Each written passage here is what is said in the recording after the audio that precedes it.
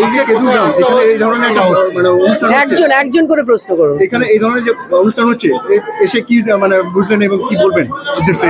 আমার খুব ভালো লাগলো, সুন্দর দিন, এবং এদের উদ্যোগ, মানে যে উদ্যোগ নিয়ে যে এই ক্লাব মেম্বাররা করেছে, রক্তদান শিবির এবং চক্ষু পরীক্ষা, এই গ্রামবাসীরা এগিয়ে এসছে, খুবই আমি সাধুবাদ জানাচ্ছি আজকের দিনে।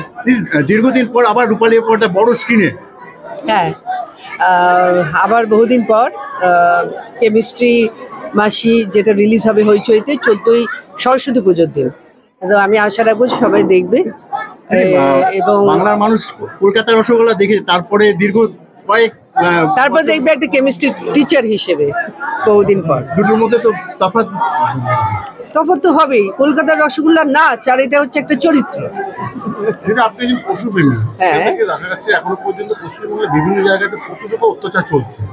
অত্যাচার আগের থেকে অনেক কমেছে, কারণ সেটাকে অ্যাওয়ারনেস করেছি আমি, তিল করে করেছি।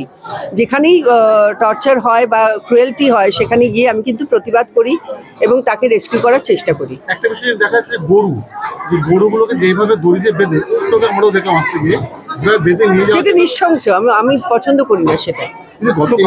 কিন্তু আমি একা কি করতে পারি? সবাইকে এগিয়ে আসতে হবে, একসঙ্গে একজোট হয়ে সে কাজটা করতে হবে। গতকাল দুর্গাপুরের ওদিকে একটা ভিডিও ভাইরাল হয়েছে, একটা ষাঁড়কে তীর মেরে দিয়েছে, সে তীর শুধু ষাঁড়টি গোটা এলাকায় ছুটে বেড়াচ্ছেন। এটা খুব নৃশংসভাবে যে বা যারা করেছে আমি ধিক্কার জানাচ্ছি। ওরা পশু, আর ষাঁড় কি করেছে? তার মানে কি শিবের নন্দী?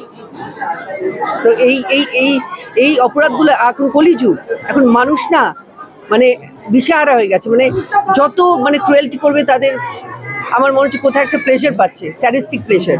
আমি সেই রকমের মানুষের আমি ধিক্কার জানাচ্ছি। তারা কিন্তু মানুষ নয়, মানুষ রূপে দানব। বাংলা সিনেমা থেকে অনেকটাই মুখ ফিরিয়েছে দর্শকেরা, কি বলবেন?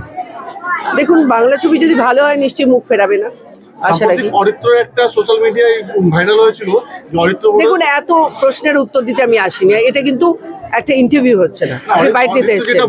এনিওয়েজ